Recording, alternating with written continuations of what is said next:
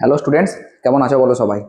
প্রতিদিন তোমাদেরকে যেমন প্র্যাকটিস করাই ক্লাস 12 সেমিস্টার 3-র জন্য, আজকেও সেরকম প্র্যাকটিস সেট নিয়ে চলে এসেছি। যে কোশ্চেনগুলো করাচ্ছি যদি ভালো করে প্র্যাকটিস করে যাও, আশা করছি অনেক কোশ্চেন কমন পাবে। আর অনেকে রিকোয়েস্ট আছে যে স্যার লাইভ ক্লাস করান, কিন্তু একদম অনেস্টলি বলছি, লাইভ ক্লাস করানোর মতো আমার কি বলবো পরিস্থিতি নেই। ঠিক আছে, মানে একদম যে proper studio set up etcetera etcetera এরকম নেই। তাই লাইভ ক্লাস করানোটা এই মুহূর্তে সম্ভব নয়, কারণ তোমরা জানো যে একটা স্টুডিও সেট আপ করতে হয় লাইভ ক্লাস করানোর জন্য। পিটিজেড ক্যামেরা চাই, হ্যাঁ, নইলে ফ্লিক করে। ঠিক আছে, তো এই কারণে লাইভ ক্লাস নিতে পারছি না, রেকর্ডেড ক্লাসে নেব। আর যারা কমেন্ট করছিলে তাদের জন্য দুঃখিত, মানে একদম সিরিয়াসলি বলছি, লাইভ ক্লাস করালে ট্যাব থেকে লাইভ ক্লাস করাতে পারি স্ক্রিন শেয়ার করে, বাট এই ডিজিটাল বোর্ডে লাইভ ক্লাস করানোটা একটু চাপের। বুঝতে পেরেছো? ওকে, তো চলো। আজকে সমস্ত কোশ্চেন আমি কোশ্চেন ব্যাংক থেকে নিয়েছি, তোমাদের যে রায় মার্টিন কোশ্চেন ব্যাংক সেখান থেকে। কি প্রথম কোশ্চেন কি বলছে দেখো, দুটি ধাতব গোলক পি ও কিউ কে একই বিভাবে আহিত করা হলো। গোলক দুটির ব্যাসার্ধ যথাক্রমে এ এবং বি হলে পি ও কিউ আধানের তলমাত্রিক ঘনত্বের অনুপাত কত? দেখো, তলমাত্রিক ঘনত্বকে তুমি যদি সিগমা দিয়ে লেখো, তাহলে sigma is equals to q by a, মানে আধান বাই এরিয়া। এবার গোলকের ব্যাসার্ধটা শুধু আলাদা, আধান তো সেই একই একই আধান দিয়েছে বলেছে, একই বিভব মানে সেই আধান একই হবে। তাহলে সেই ক্ষেত্রে তুমি কি বলবে, ডাইরেক্ট যদি বলো যে সিগমা 1 বাই সিগমা 2, তাহলে কিউ কিউ তো কেটে গেল, তাহলে উপরে চলে যাবে A2 আর নিচে চলে যাবে A1। তাহলে এইটা হয়ে যাবে pi r 2 square by pi r 1 square. তাহলে R2 square by R1 square. এবার এখানে A আর B বলা আছে, তাহলে উত্তর হবে B square by A square. বলো, আশা করি ক্লিয়ার, খুব বেশি টাইম ওয়েস্ট করবো না, পরপর পরপর আমরা কোশ্চেনগুলোকে সলভ করব। ওকে, আমার টার্গেট হচ্ছে তোমাদেরকে ম্যাক্সিমাম ম্যাক্সিমাম নাম্বার পাওয়ানোর, ঠিক আছে, যাতে বেশি বেশি করে প্র্যাকটিস করে বেশি নাম্বার ওঠে। ঠিক আছে, ওকে, নেক্সট কোশ্চেন চলো। নেক্সট কোশ্চেন কি বলছে দেখা যাক। দেখো নেক্সট কোশ্চেন কি বলছে, বলছে পশম এবং এবোনাইটের দণ্ডকে ঘষা হলে এবোনাইটের ভর কি হবে? দেখো, যখন তুমি পশম আর এবোনাইটের দণ্ডকে ঘষবে না, পশম থেকে কিছু ইলেকট্রন এবোনাইটের দণ্ডে চলে আসবে। তাহলে ইলেকট্রন যদি এবোনাইটের দণ্ডে চলে আসে, তাহলে ইলেকট্রন তো ভর আছে, তাহলে এবোনাইটের দণ্ডের ভর বৃদ্ধি পাবে। ঠিক আছে, মাথায় রাখবে, তাহলে সামান্য বৃদ্ধি পাবে। ওকে, তারপরে নেক্সট কোশ্চেন কি বলছে দেখা যাক। দেখো নেক্সট কোশ্চেন, আশা করি দেখা যাচ্ছে, আর একটু জুম করে দিই। ওকে, কি বলছে, এক্স ওয়াই তলে মূল বিন্দুতে একটি আধান কিউ আছে, অপর একটি আধান ক্যাপিটাল কিউ কে এ কমা জিরো বিন্দু থেকে 0, এ বিন্দুতে নিয়ে যেতে কৃতকার্য কত করতে হবে? পাশে একটা ছবি দিয়েছে, ছবিটা ঠিক এইরকম দেখতে। ঠিক আছে, এইখানে একটা বিন্দু আছে, এইখানে একটা বিন্দু আছে, তো এখানে আধান আছে, এই আধানটা কত আধান? কিউ আধান, এটা ও বিন্দু। তো এর জন্য এখানে একটা বিভব তৈরি হয়েছে, এখানে একটা বিভব তৈরি হয়েছে। তো বিভব তো ডিপেন্ড করে দূরত্বের উপর, এইটা 0, এ বিন্দু, আর এইটা এ কমা 0 বিন্দু, তো দুটোই তো সেই দূরত্বটা এ, তাই না? এইটাও দূরত্ব এ, আবার এইটাও দূরত্ব এ। তাহলে এখানে যা বিভব এখানেও তাই বিভব। আমরা জানি ডাব্লু সমান, হ্যাঁ, q into V A minus VB. তো দুটো ভি যদি সেম হয়ে যায়, তাহলে ভি মাইনাস ভি কত হবে? 0 হবে। তাহলে এখানে কত হবে? কৃতকার্য হবে 0, কারণ কৃতকার্য কিন্তু বিভবের উপর নির্ভর করে। ওকে, বলো, আশা করি ক্লিয়ার। ঠিক আছে, দেখো তারপরে নেক্সট কোশ্চেন কি বলছে দেখো। নেক্সট কোশ্চেন বলা হচ্ছে যে একটা ধাতব গোলককে একটি সুষম তড়িৎ ক্ষেত্রে স্থাপন করা হলে চিত্রে প্রদর্শিত কোন রেখাটি সম্ভাব্য তড়িৎ বলরেখা হতে পারে? দেখো, ধাতব গোলকের উপরে তুমি যখন একটা আধান দিয়ে দেবে না, এটা একটা ধাতব গোলক, ঠিক আছে, সুষম তড়িৎ ক্ষেত্রে স্থাপন করেছো ধাতব গোলকটাকে। তো এখানে একটা লাইন এরকম করে চলে গিয়েছে, ঠিক আছে, একটা লাইন এখান থেকে এরকম করে বেঁকে এরকম করে চলে গিয়েছে। ঠিক আছে, আবার আবার একটা লাইন এরকম করে সোজা বেরিয়ে গিয়েছে, আর একটা লাইন এই গিয়েছে এইদিকে, আবার এই দিকে ঢুকেছে। ঠিক আছে, মাঝে কিন্তু কোনো কিছু নেই। ওকে, তো কোনটা হবে? দেখো একটা কথা বলি, তড়িৎ, এটা তো ধাতব গোলক, তো এর ওপরের যে তলটা সেটা কিন্তু সমবিভব তল। কি তল? সমবিভব তল। ওকে, আর সমবিভব তলকে তড়িৎ বলরেখা কেমন করে ছেদ করে? লম্ব ভাবে ছেদ করে। তো এরা কিন্তু কেউই তলের সঙ্গে লম্ব নয়। তলের সঙ্গে লম্ব কে? তলের সঙ্গে লম্ব এইটাও, আবার এইটাও। ঠিক আছে, আর ভেতরে কিন্তু তড়িৎ ক্ষেত্রের কোনো অস্তিত্ব না থাকার জন্য ভেতরে তড়িৎ বলরেখাটা থাকবে না, শুধু বাইরে থেকেই ওই জন্য দেখা যাচ্ছে। তাহলে option 4 will be correct answer. Next কোশ্চেনে চলে যাব। দেখো, একটা সমান্তরাল পাত ধারক একটি, এই কোশ্চেনটা আমার খুব ভালো একটা কোশ্চেন লেগেছে। হ্যাঁ, কি বলছে দেখো, এই কোশ্চেনটা আমি আর একবার ব্যাচে করাচ্ছিলাম, যখন কোশ্চেন ব্যাংক সলভ করাচ্ছিলাম, ঠিক আছে। হ্যাঁ, এটা বেশ কয়েকবার কোশ্চেনটা করিয়েছি, এখানে ওখানে বিভিন্ন জায়গায় করিয়েছি। ভালো কোশ্চেন, একটা কনসেপচুয়াল কোশ্চেন। বলছে একটি সমান্তরাল পাত বায়ু ধারককে একটি পাত দৃঢ়ভাবে আটকানো এবং অপর পাতটি কে বল ধ্রুবক যুক্ত একটি স্প্রিং এর সঙ্গে যুক্ত। যদি একটি পাতে প্লাস কিউ আধান এবং অপর একটি পাতে মাইনাস কিউ আধান রাখা হয়, তাহলে স্প্রিং এর প্রসারণ কত হবে? তার মানে এই একটা পাত আর এই একটা পাত, এখানে প্লাস কিউ এখানে মাইনাস কিউ দেওয়া আছে, বুঝতেই পারছো এটা একটা ধারক যেহেতু। তো এখানে একটা স্প্রিং লাগানো আছে, বলছে কি যে এই স্প্রিংটা বাড়বে। হ্যাঁ, কেন বাড়বে তার একটা কারণ আছে। এটা পজিটিভ এটা নেগেটিভ হলে এদের মধ্যে একটা আকর্ষণ বল কাজ করবে, আর এই আকর্ষণ বলের কারণে কিন্তু স্প্রিং এর দৈর্ঘ্য বাড়বে। তো কতটা বাড়বে সেইটা জানতে চেয়েছে। মনে রাখবে যখন দুটো পাত পাশাপাশি থাকবে এদের মধ্যে একটা আকর্ষণ বল কাজ করে, সে আকর্ষণ বলটা কত আগে তোমাকে জানতে হবে। কি করে বের করব? যারা রেগুলার ক্লাস করছে তারা এটা জানো। এদের মধ্যে এর জন্য এখানে তড়িৎ ক্ষেত্র প্রাবল্য হবে E equal to sigma by 2 epsilon naught. এইটা হচ্ছে তড়িৎ ক্ষেত্র প্রাবল্য। এবার আমরা জানি এফ সমান কিউ ই, এফ সমান কিউ ই। তাহলে এখানে কি লিখবো দেখো, Q sigma by 2 epsilon nought. এবার এখানে কোথাও সিগমা দিয়ে অ্যান্সার নেই, তাহলে সিগমার জায়গায় তুমি কি লিখবে? সিগমার জায়গায় লিখবে q by 2 epsilon naught a. তার মানে q square by 2 epsilon naught a. ঠিক আছে, q square by 2 epsilon naught a. Okay, এবার এই বলটা কাজ করছে, এদের মধ্যে এই বলটা কাজ করছে। এবার একটা কথা বলো, একটা স্প্রিংকে তুমি যখন বাড়াতে যাবে তখন স্প্রিং এর মধ্যে তো একটা প্রত্যানায়ক বল কাজ করবে, সেইটাকে কি বলবো? F equal to K x. তাহলে এইটা ইকুয়াল টু কে এক্স বলবো, ঠিক আছে। তাহলে ওহো হো, এটা মুছে দেওয়াটা ঠিক হবে না। দেখো তাহলে এই যে বলটা এইটাই তো কে এক্স, কারণ এ যখন এই দিকে বলটা প্রয়োগ করবে স্প্রিংটাও তো আটকাতে চাইবে, তাহলে এই বলটাই প্রত্যানায়ক বলে সমান হতে হবে, তবে স্প্রিংটা বাড়বে, নইলে বাড়বে না। তাহলে এফ ইকুয়ালস টু কিন্তু কে এক্স, তাহলে এইটা ইকুয়াল টু কে এক্স। এটা মনে রাখো, q square by 2 epsilon naught a. এটা মুছে দিলাম। তাহলে k x equals to q square by 2 epsilon naught a. তাহলে এক্স ইকুয়ালস টু কত? Q square by 2 k epsilon naught a. ঠিক আছে, তাহলে q square by 2 k epsilon naught a, এইটা হচ্ছে এক্স। নেক্সট কোশ্চেন দেখো কি বলছে। নেক্সট কোশ্চেন বলা হচ্ছে, একটু জুম করে দিই, এই দেখো কি বলছে। ভি বিভবে আহিত একটি ধারকের ধারকত্ব সি, এম ভর ও এস আপেক্ষিক তাপযুক্ত একটি ব্লকের মধ্যে একটি ছোট তাপক কুণ্ডলী আবদ্ধ আছে। ধারকটিকে ওই তাপক কুণ্ডলীর সঙ্গে যুক্ত করলে আধান ক্ষরণের ফলে ব্লকের উষ্ণতা বৃদ্ধি কত হবে? কিছুই না, একটা ধারককে একটা ব্লকের মধ্যে রাখা, মানে একটা তাপক কুণ্ডলীকে ব্লকের মধ্যে রাখা আছে, তার সঙ্গে একটা ধারক কানেক্ট করা আছে।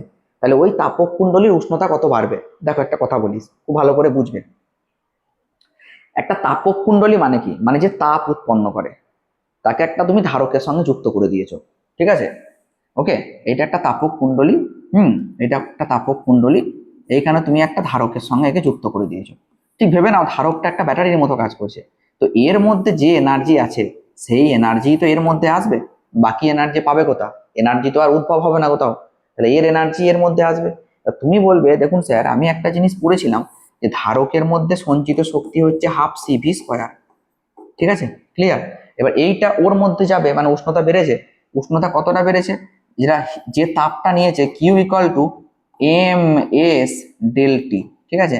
তাহলে m s del t, okay, ঠিক আছে। তাহলে হাফ সিভি স্কোয়ার, এখানে তো বলাই আছে, চেয়েছে কি বলেছে? উষ্ণতা বৃদ্ধি কত হবে, তাহলে ডেল টিটা জানতে চেয়েছে। তাহলে del t is equals to CV square by 2ms। Okay, CV square by 2ms, বোঝা গেল? দেখো এই কোশ্চেনগুলো একটু টিপিক্যাল টাইপের কোশ্চেন, সেই জন্য আমি নিয়ে এসেছি। ওকে, দু তিনটে কনসেপ্ট নইলে কোশ্চেনগুলো কিন্তু সলভ করা যাবে না। নেক্সট কোশ্চেন দেখো কি বলছে, আশা করি ক্লিয়ার এতদূর তোমাদের কাছে। নেক্সট কোশ্চেন কি বলছে দেখা যাক। বলছে এন সংখ্যক একই রকম ধারককে সমান্তরাল সমবায়ে যুক্ত করে ভি বিভবে আহিত করা হলো।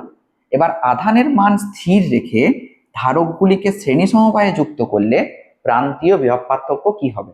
দেখো তুমি যখন এন সংখ্যক ধারককে এন সংখ্যক ধারককে সমান্তরালে যুক্ত করবে, তখন সিপি ইকুয়াল টু মানে সমান্তরালে তুল্য ধারকত্ব কত হবে, এনসি। ওকে, এবার তুমি কি করেছো, একে ভি বিভাবে আহিত করেছো, তাহলে কিউ কত হবে, q equal to CP into V, তাহলে এন সি ভি। এবার যখন শ্রেণীতে যুক্ত করবে সিএস, সেটা হচ্ছে সি বাই এন।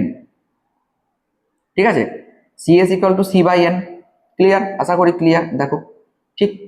এবার এখানে যদি প্রান্তীয় বিভব পার্থক্য জানতে চাও, আধানটা তো সেই একই আধান থাকলো, তাহলে বিভব পার্থক্য যদি আমি এখানে এবার ভি ড্যাশ নিই, তাহলে সেটা কত হবে, কিউ ইকুয়াল টু সিভি।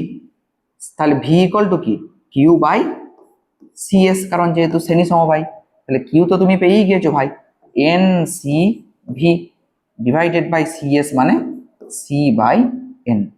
তাহলে সি সি কেটে গেল, তাহলে উত্তর হবে এন স্কোয়ার ভি। এইটাই অ্যান্সার হবে। হ্যাঁ, এখানে অ্যান্সার ভুল আছে, ঠিক আছে, এন স্কোয়ার ভি হবে অ্যান্সার। দেখো প্রথমে সমান্তরালে যুক্ত করেছো, দিয়ে শ্রেণীতে যুক্ত করেছো।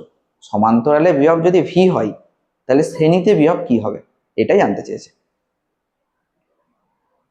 নেক্সট কোশ্চেন দেখো কি বলছে, একটা ভালো কোশ্চেন দিয়েছে, আর একটু জুম করে দিই। এই বলছে একটা ট্রান্সফরমারের মুখ্য এবং গৌণ কুণ্ডলীর পাক সংখ্যা যথাক্রমে 50 ও 1500। টি সময়ের মধ্যে কুণ্ডলীর সঙ্গে জড়িত চৌম্বক ফ্লাক্স ফাই ইকুয়াল টু এইটা, যেখানে ফাই নট একটি ধ্রুবক, গৌণ কুণ্ডলীর আউটপুট ভোল্টেজের মান কত? বাহ, আগে এক কাজ করো, তুমি তো ভোল্টেজ জানোই না, আগে ভোল্টেজ বের করতে হবে। ই সমান আমরা জানি ডি ফাই ডিটি, শুধু মান নিলাম। ওকে, নইলে একটা মাইনাস হতো। তো এটা যখন ডেরিভেটিভ করবে 0 প্লাস 4 হবে, তাহলে 4 ভোল্ট। বোঝা গেল? এবার আমরা জানি VS by VP equal to NS by NP. ঠিক আছে, বেশ। ভিএস কত, ভিএস কত, ভিএস, আচ্ছা এইটা কিন্তু দেওয়া হয়েছে মুখ্য কুণ্ডলীর সঙ্গে জড়িত চৌম্বক ফ্লাক্স বলে দিয়েছে, তার মানে মুখ্য কুণ্ডলীতে এত ভোল্টেজ আছে, তাহলে গৌণ কুণ্ডলীতে কত ভোল্টেজ থাকবে, এইটা গৌণ এইটা মুখ্য, প্রাইমারি সেকেন্ডারি, তাহলে ভিএসটা আমাকে বের করতে হবে, ভিপির জায়গায় 4 লিখবো। এনএস কত, এনএস গৌণ কুণ্ডলীতে পাক সংখ্যা 1500, তাহলে 1500 বাই 50, 5 3 15 30, তাহলে ভিএস ইকুয়াল টু 4 3 12, অর্থাৎ 120 ভোল্ট। ওকে, 120 ভোল্ট। তাহলে এখানে একটা স্টেপ বেশি আছে, আমাকে আগে ইটাকে বের করতে হবে, তারপরে বসাবো। ওকে, দেখো ই বা ভি যা বলবে বলো, ওটা নিয়ে কোনো চাপ নাই। ওকে, মিক্সড কোশ্চেন নিয়ে এসেছি, একদম এক্সাম ওরিয়েন্টেড কোশ্চেন, তাই টেনশনের কোনো দরকার নেই, এগুলো ভালো করে সলভ করে যাও তাহলেই হবে। কোনো এসি বর্তনীতে প্রবাহ মাত্রা ও বিভব যথাক্রমে এইটা আর এইটা, বেশ, একটি পূর্ণ চক্রে বর্তনীর গড় ক্ষমতা কত? একটা কথা বলি, গড় ক্ষমতা রাশিমালা আগে জানতে হবে। P equal to half I not V naught cos theta. Half I not কি, আই এর প্রথমে যে আছে সে আই নট, প্রবাহ মাত্রা, আই এর এইটা প্রবাহ মাত্রার ইকুয়েশন, তো সাইনের প্রথমে কে আছে 20, তাহলে 20। ভি নট কত, 10√3, তাহলে 10√3। স্যার কস থিটাতে থিটা কত নেবো? দেখো এইটা পাই বাই 3 আর এইটা পাই বাই 6, থিটা মানে কত জানো? থিটা মানে ফেজ ডিফারেন্স বা দশা পার্থক্য, তাহলে এইটার সঙ্গে এটা যদি বিয়োগ করো বা এইটা থেকে যদি এইটা বিয়োগ করো, কত হবে, pi by 3 minus pi by 6, তাহলে উত্তর হবে pi by 3, sorry pi by 6। Okay, তাহলে এখানে cos পাই বাই 6, 6 3 18 মানে 30 ডিগ্রি, তাহলে cos 30, এই যে cos 30 পাই বাই 6 মানে 30, cos 30 মানে কত, cos 30 মানে হচ্ছে কি √3/2। ওকে, তাহলে কত হলো, এই দেখো হাফ, এই দেখো হাফ, এই দেখো 2 10 20, আর এইটা কাটবে হচ্ছে কি 2 5 10, ঠিক আছে, তাহলে 5 10 50, হ্যাঁ 50 ইন্টু √3 কত 3, তাহলে 5 3 15, তাহলে উত্তর হবে 150 ওয়াট। ওকে, 150 ওয়াট উত্তর হবে। বলো, আশা করি ক্লিয়ার। আশা করি ক্লিয়ার। প্রবাহ মাত্রা নিয়ন্ত্রণের জন্য একটি চোখ কুণ্ডলীকে ব্যবহার করা যাবে শুধুমাত্র এসি বর্তনীতে। ওকে, চোখ কুণ্ডলী মানে ওই এই যে কি বলবো, ইন্ডাক্টর। ওকে, আবেশক। আবেশক কি করে? আবেশক রোধ প্রদান করে, একটা সলিনয়েডের মতো দেখতে হয়, ঠিক আছে, বাধা প্রদান করে, কিন্তু তাপ উৎপন্ন করে না বা হিট জেনারেট করে না, ঠিক আছে, চোখ কুণ্ডলী। ওকে, তারপরে নেক্সট দেখো একটা কোশ্চেন দিয়েছে, কোশ্চেন নাম্বার 31। কি বলছে দেখো, বলছে চিত্রে প্রদর্শিত একটা ফিগার দিয়েছে, দেখতে পাচ্ছ বিভিন্ন যন্ত্রাংশের মধ্যে বিভব প্রভেদ দেখানো হয়েছে, বর্তনীটির ক্ষমতা গুণক কি হবে? ক্ষমতা গুণক, দেখো যখনই এরকম কোশ্চেন বলবে তুমি আগে দেখবে কি দিয়েছে তোমাকে, ভিআর, ভিএল, ভিসি, ঠিক আছে, তাহলে তুমি একটা ট্রায়াঙ্গেল আগে টেনে নেবে। ওকে, বেশ, সব সময় মাথায় রাখবে যে এইটা হবে ভিআর। ওকে, ভূমি সবসময় ভিআর হবে, ঠিক আছে। আর এখানে কি আছে, ভিএল মাইনাস ভিএলও আছে, ভিসিও আছে, তাহলে এইটা হবে ভিএল মাইনাস ভিসি। আর এইটা কত হবে, root under VR square plus VL minus VC তার স্কোয়ার, ঠিক আছে। বেশ, তাহলে ভিআর কত, এবার আমি কি বলেছে, ক্ষমতা গুণক, আর এই অ্যাঙ্গেলটা হবে থিটা। তাহলে ক্ষমতা গুণক মানে কি, কস থিটা। কস থিটা মানে হচ্ছে কি ভূমি বাই অতিভুজ, অতিভুজ হচ্ছে এইটা, ঠিক আছে, root under v r square plus v l minus v c square, ঠিক আছে। তাহলে ভি আর কত, ভি আর তো বসিয়ে দাও, এটা 50 ছিল, 50 বসিয়ে দাও ভি আর, ঠিক আছে। আর নিচে কত হবে, ভি আর স্কোয়ার, তার মানে 2500, 50 স্কোয়ার হচ্ছে 2500 প্লাস ভিএল মাইনাস ভিসি মানে 25 মাইনাস 25, 25 মাইনাস 25 তো জিরোই হয়ে যাবে, তাহলে এটা জিরো, ঠিক আছে। তাহলে 50, আর এইটাও রুট থেকে বেরিয়ে গেলে 50, তাহলে 50/50 কত হবে 1, তাহলে ক্ষমতা গুণক কত, ক্ষমতা গুণক 1। বলো, আশা করি ক্লিয়ার, ক্ষমতা গুণক 1। দেখো, একটি ডায়নামোর আর্মেচার কুণ্ডলীর আবর্তন বেগ, এটা ইরেজ করে দিলাম, একটা ডায়নামোর আর্মেচার কুণ্ডলীর আবর্তন বেগ দ্বিগুণ করা হলে আবিষ্ট তড়িৎচালক বল কি হবে? ঠিক আছে, আর্মেচার কুণ্ডলী, একটা ডায়নামোর আর্মেচার কুণ্ডলী যদি তুমি আবর্তন বেগ দ্বিগুণ করে দাও, তাহলে সেখানে এটা কি হবে? এর জন্য তোমাকে ফর্মুলাটা জানা থাকলে ভালো হয়। দেখো, এই যে আমরা বলছি না যে ই ইকুয়াল টু কি বলি, ই নট সাইন ওমেগা টি। এই ই নটের জায়গায় কি থাকে দেখো, কি থাকে জানো, এন বি এ ওমেগা। ওকে, তো দেখতেই পাচ্ছ ওমেগাটা তো এইটা মানে কিন্তু ই নট, এইটা মানে ই নট, তো দেখতেই পাচ্ছ ওমেগা যদি ডবল হয় তাহলে ইও ডবল হয়ে যাবে, তাহলে উত্তর কি হবে, দ্বিগুণ হবে। চলো নেক্সট কোশ্চেন, চলো কি বলছে দেখি। একটি ক্ষুদ্র তড়িৎবাহী বৃত্তাকার কুণ্ডলীর অক্ষের ওপর কোনো বিন্দুতে চৌম্বক ক্ষেত্র বি, যদি কুণ্ডলীর কেন্দ্র থেকে ওই বিন্দুর দূরত্ব এক্স খুব বেশি হয় তাহলে কি হবে? ভালো করে দেখতে হবে। বলছে একটা ক্ষুদ্র তড়িৎবাহী বৃত্তাকার কুণ্ডলী আছে, তো অক্ষের ওপর কোনো বিন্দুতে চৌম্বক ক্ষেত্র বি, ঠিক আছে, অক্ষের ওপর কিন্তু, বেশ, যদি কুণ্ডলীর কেন্দ্র থেকে ওই বিন্দুর দূরত্ব এক্স খুব বেশি হয় তাহলে কি হবে? একটু বুঝিয়ে বলি। মনে করো এইটা একটা বৃত্তাকার কুণ্ডলী, এর মধ্যে দিয়ে কারেন্ট যাচ্ছে, আর এখান থেকে ঠিক এক্স ডিস্টেন্স দূরে, এখান থেকে এক্স ডিস্টেন্স দূরে ঠিক এই জায়গা করে, ঠিক আছে, এইখানে তুমি একটা পয়েন্ট নিয়েছো পি পয়েন্ট, ঠিক, তাহলে এর জন্য এখানে চৌম্বক ক্ষেত্র কি হবে, b equal to mu naught I R square by 2 into r square plus x square to the power 3/2, ঠিক আছে। এই যে এইটা হচ্ছে আর, আর এইটা এক্স। ওকে, তো বলছে যখন x is much much greater than r, তখন আমি এই এক্সটাকে নেগলেক্ট করে দেবো, সরি মানে আরটাকে নেগলেক্ট করে দেবো, তাহলে তখন mu naught I R square by 2 into কি হবে বলো তো, 2 ইন্টু আর তো পালিয়ে গেল, নেগলেক্ট করে দিচ্ছি কারণ এক্স অনেকটা বড়, কারণ বলেই দিয়েছে অনেক দূর যদি হয় তাহলে এক্স স্কোয়ার ইন্টু আবার 3/2 আছে, 3/2, তাই 2 কাটলো মানে এক্স কিউব। তার মানে আমি কি বলতে পারি, ভি ভ্যারিজাজ 1/x³ ঠিক আছে। তাহলে উত্তর হয়ে গেল এইটা। বলো, আশা করি ক্লিয়ার হয়েছে পুরো ব্যাপারটা। চলো এবার আমরা চলে যাব নেক্সট কোশ্চেনে, নোট করে নেবে। ওকে, আর তোমাদের এই পিডিএফ গুলো পাওয়ার জন্য ভাবছি একটা টেলিগ্রাম গ্রুপ খোলা যাক নাকি, কি বলো? টেলিগ্রাম গ্রুপ খুলবো না হোয়াটসঅ্যাপ গ্রুপ? একটা কমন গ্রুপ হবে যেখানে পিডিএফ গুলো দেবো, কারণ কমেন্ট সেকশনে অনেকে পিডিএফও চাইছো আবার গ্রুপের কথাও লিখেছো।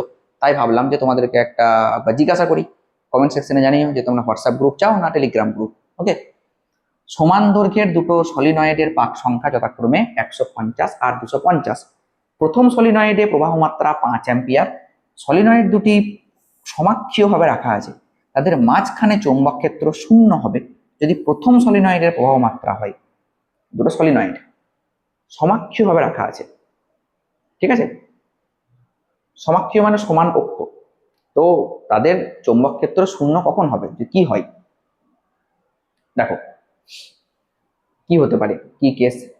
আচ্ছা একটা কথা বলো আমাকে, এই একটা সলিনয়েড সমাক্ষীয়ভাবে যদি রাখা থাকে তাহলে এখানে তোমাকে আর একটা সলিনয়েড উল্টো দিকে নিতে হবে। এর এর এইদিকে কারেন্ট, এর এইদিকে কারেন্ট, তবেই তো 0 হবে চৌম্বক ক্ষেত্রটা, নইলে 0 কি করে হবে মাঝে? এবার সলিনয়েডের চৌম্বক ক্ষেত্রের রাশিমালা কি হয়, B equal to mu naught N I যদি বায়ু মাধ্যম থাকে, তাহলে B one equal to B two হতে হবে, তবেই 0 হবে।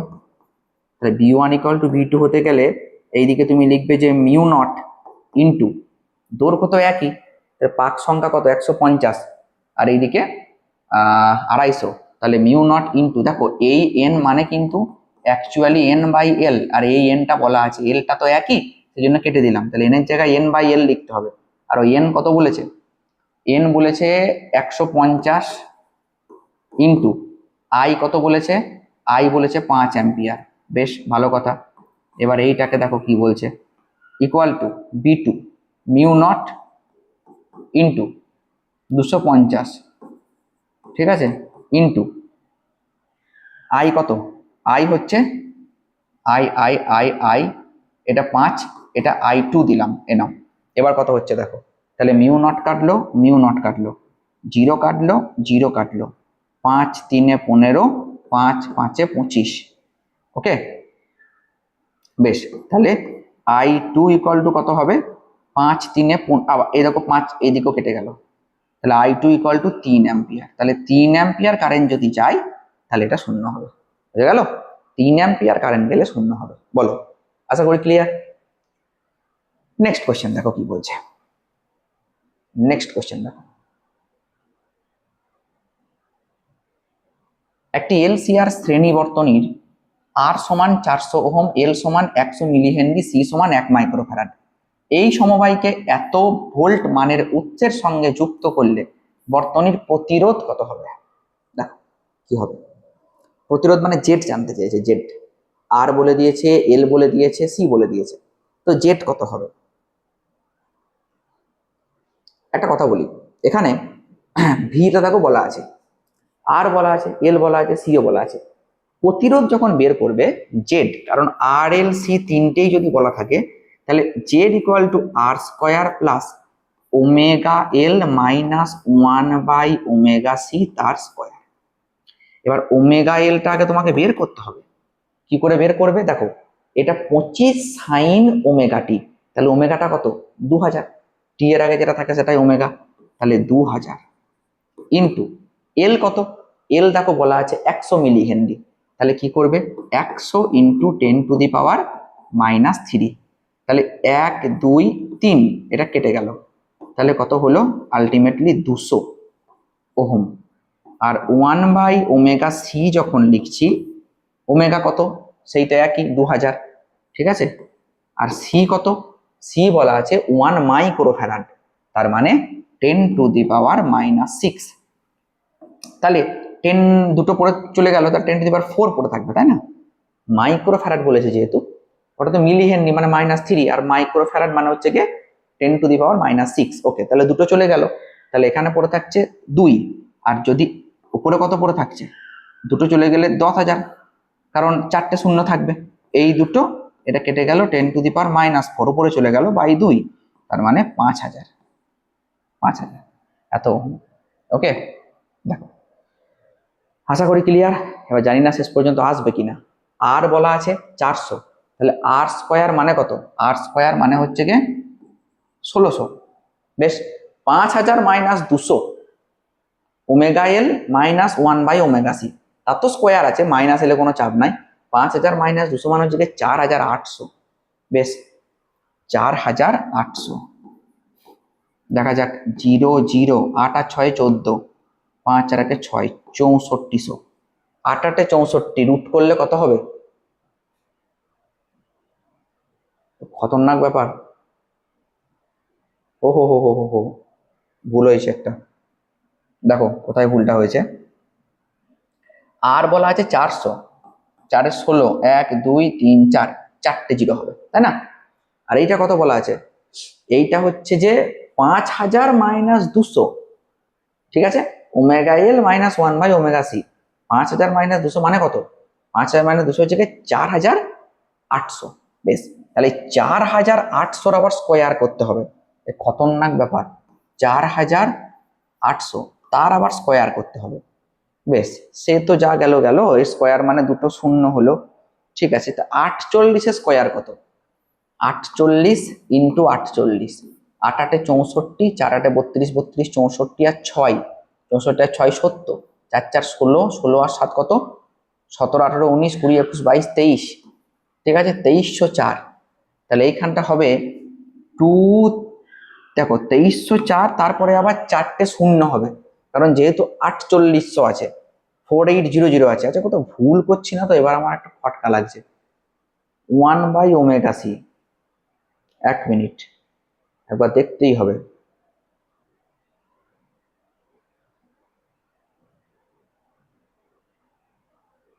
না, ঠিকই আছে, ওমেগা তো 2000 বলাই আছে, ঠিকই আছে, ভুল তো কিছু কোথাও করছি না।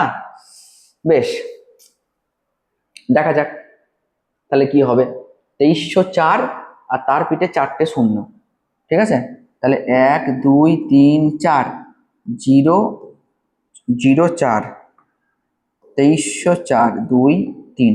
এবার দেখো, 0 0 0 0, 6 আর 4 10, 1 আর 1 2, ঠিক আছে, 3 2, 2 3 2 0 0 0 0। বাপরে, এই দুটো থেকে একটা জিরো, এই দুটো থেকে একটা জিরো বেরিয়ে এলো। 2320, 100√2, 100√2 মানে 200 রুটের ভেতরে 110, 100। না, কোনোভাবেই কিছু মিলছে না, মিলছে বলে কোনো কিছু মনে হচ্ছে না। আর একবার দেখা যাক, কোথাও কোনো কিছু ভুল করছি মনে হচ্ছে। আর একবার দেখা যাক। ও হো হো, আচ্ছা এই জায়গাটা একটু ভুল করেছি, হ্যাঁ এই জায়গাটা একটু ভুল করেছি। 1/ওমেগা সি যেটা করছিলাম, ওমেগাটা 2000, আমি 200 লিখেছিলাম, ঠিক আছে। আর সি কত? 10⁻⁻6। তাহলে এবার দেখো তো কত হচ্ছে, তিনটে গেল আর তিনটে পড়ে থাকলো, তাহলে 1000/2 মানে 500 হবে। এটা হবে 500, ঠিক আছে। তাহলে omega l minus one by omega C যদি করো, তাহলে 500 - 300 মানে কত হবে? 500 - 200 মানে 300। তাহলে ঠিকই ছিল, আর স্কোয়ার কত হবে? 4 4 16, 1 2 3 4, চারটে শূন্য, ঠিক আছে। আর এইদিকে কত হবে? 500 - 200 মানে 300। তাহলে 300 মানে হচ্ছে গিয়ে 300, 300 স্কোয়ার করবো, তাহলে 3 স্কোয়ার কত? 3 স্কোয়ার হচ্ছে গিয়ে 9, 1 2 3 4, তাহলে 16,000 - 9,000, তার মানে 25, 16 আর 9 তো 25, 1 2 3 4, 25,000। ব্যাস, ঠিক আছে। তাহলে 25,000 মানে কত হবে? রুট থেকে বেরিয়ে একদম এইখানে বসিয়ে দিলাম সবকটা, তাহলে রুট থেকে বেরিয়ে কত হবে? 500। তাহলে 500 ওহম। দেখো, আশা করি ক্লিয়ার। সহজ কোশ্চেন, আমি ওই জায়গাটা ভুল করেছিলাম বলে এতটা দেরি হলো। ওকে, ওই জায়গাটা আমি ক্যালকুলেশনে ভুল করেছিলাম বলে দেরি হলো, এক্সট্রিমলি সরি ভাই। নেক্সট কোশ্চেন, আগের সমস্যায় ভোল্টেজ এবং প্রবাহের দশা পার্থক্য কত? মানে এই জায়গাটায় ভোল্টেজ এবং প্রবাহের দশা পার্থক্য কত? দেখো আমরা জেড পেয়ে গেলাম কত, এখনই জেড ক্যালকুলেট করলাম, 500। তাহলে আই কত, আই ইজ ইকুয়ালস টু আবার ভি বাই জেড। তাহলে ভি কত, ভি হচ্ছে গিয়ে তোমার এইদিকে বলে দিয়েছে 25, কিন্তু এইটা এই যে 25টা দিয়েছে না, এটা কিন্তু আর এম এস নয়, এখানে আর এম এস লাগবে। তাহলে ভি আর এম এস বের করো। তাহলে ভি আর এম এস কত, 25/√2। হ্যাঁ, ভি নট কে √2 দিয়ে ভাগ করে দিলেই ভি আর এম এস পাওয়া যায়। তাহলে √2 দিয়ে উপর নিচে গুণ করে দাও না। তাহলে √2 দিয়ে উপর নিচে গুণ করে দিলে দেখো এটা 2 হয়ে যাবে, দরকার নাই 25/√2 থাক, এরপর থাক, লিখে দিই 25/√2, 25/√2 ইন্টু জেড হচ্ছে গিয়ে 500। ওকে, জেড হচ্ছে 500। ভোল্টেজ এবং দশা প্রবাহের মধ্যে, ভোল্টেজ ও প্রবাহের মধ্যে দশা পার্থক্য কত হবে? ওকে, আই পেয়ে গেলাম, ঠিক আছে। আচ্ছা, আই না বের করেও এটা করা যেত, যেত নাকি? আই না বের করে, আই তো বেরিয়ে যাবে এখানে, ঠিক আছে বেরিয়ে গেল। আই না বের করেও এটা সলভ করা যেত। কি করে, কি করে, কি করে, কি করে বলো তো? দেখো একটা কথা বলি, দশা পার্থক্য মানে কত? দশা পার্থক্য মানে হচ্ছে গিয়ে থিটা। দশা পার্থক্য মানে তো থিটা, ঠিক ঠিক আছে, মানে এই অ্যাঙ্গেলটা, এইটা দশা পার্থক্য থিটা। তাহলে এ কি বলেছিলাম সবসময়, এইটাকে রাখতে বলেছিলাম আর, এইটাকে জেড, আর এইটাকে ভি, ভি বলছি সরি, কি বলে, ওমেগা এল -1/ওমেগা সি, এইটা রাখতে বলেছে। ভালো কথা, বেশ। এবার থিটা যেহেতু বের করতে বলেছে, তুমি যে কোনো ভাবেই বের করতে পারো, তোমার কাছে ওমেগা এল -1/ওমেগা সিও আছে, আবার আরও আছে। তুমি ট্যান থিটাও বের করতে পারো, tan theta is equals two লম্ব বাই ভূমি। ওমেগা এল -1/ওমেগা সি তুমি এক্ষুনি বের করেছিলে, আমি যখন আগে প্রবলেমটা সলভ করাচ্ছিলাম জেড বের করানোর সময়, তখন কত পেয়েছিলে? ওমেগা এল -1/ওমেগা সি তুমি পেয়েছিলে 300, 300 পেয়েছিলে, তাই না? আর এখানে কত পেলে? -300 পেয়েছিল, ওখানে -300, কারণ তুমি একটু ভেবে দেখো, ওমেগা এল এসছিল দেখবে 200, ঠিক আছে, আর ওমেগা সি এসছিল দেখবে 500। তাহলে তুমি যদি 200 - 500 করো তাহলে -300 হবে। আর কত হবে? আর তো বলাই আছে 400। তাহলে 0 0 0 0 কেটে গেল। তাহলে থিটা ইকুয়াল টু তুমি ডাইরেক্ট এইখানে পেয়ে গেলে tan ইনভার্স 3/4। এইভাবে ইজি হবে, ঠিক আছে। ব্যয়িত ক্ষমতার মান কত হবে? ব্যয়িত ক্ষমতা, ব্যয়িত ক্ষমতা মানে কিন্তু cos থিটা লাগবে, ঠিক আছে। cos থিটা কত? cos থিটা হচ্ছে গিয়ে ভূমি বাই অতিভুজ, ঠিক আছে। তাহলে ভূমি কত? ভূমি তো আর, তাহলে ভূমি তো 400, আর অতিভুজ কত? এখনই বের করলাম জেড, যেটা 500। তাহলে কত হলো? 0 0 0 0 কাটলো 4/5, এটা মনে রেখো, cos থিটা লাগবে কিন্তু। এবার ব্যয়িত ক্ষমতার ফর্মুলা কি? ব্যয়িত ক্ষমতার ফর্মুলা হচ্ছে গিয়ে P equal to I0 V0/2 cos theta. তো I0 তো তুমি জানো ভাই, I0 কত? আই এর আগে যেটা গুণ আছে, আই, ও আই তো বের করিনি, আই বের করা নেই, আই এখানে বের করে নাও। একটু আগে আমি আই বের করছিলাম, সে I0 ইকুয়াল টু কত? I0 equal to V0/Z। তো V0 তো তুমি জানো, V0 তো বেরিয়ে গেছে, ওই দেখো V0 25, আর জেড কত? জেড হচ্ছে গিয়ে 500। তাহলে 25/500, তাহলে 25 2 50, তাহলে 20, মানে I0 হচ্ছে 1/20। তাহলে এখানে তুমি 1/20 দিলে, হ্যাঁ, নিচে তুমি একটা 2 গুণ করে দিলে, আর V0 কত? ভি নট হচ্ছে 25 অলরেডি হয়ে বসে আছে। তাহলে V0 25, উপরে 25 গুণ করে দিলাম, আর cos থিটা এখনই বের করলাম, ওই দেখো 4/5। ব্যাস, কাটাকাটি করো, হয়ে যাবে। দেখো 4 5 20, ওকে, 5 5 25, আর 25 কেটে গেল, তার মানে হাফ। ওকে, তাহলে পাওয়ার কত? পাওয়ার হচ্ছে হাফ, ব্যয়িত ক্ষমতা হাফ। ওকে, দেখো ইজিলি বেরিয়ে গেল, ব্যয়িত ক্ষমতা কত? 0.5 ওয়াট বা হাফ ওয়াট। ওকে, ডান।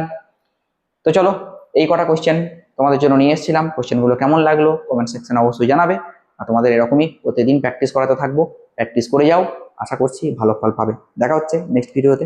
ভালো থেকো, সুস্থ থেকো।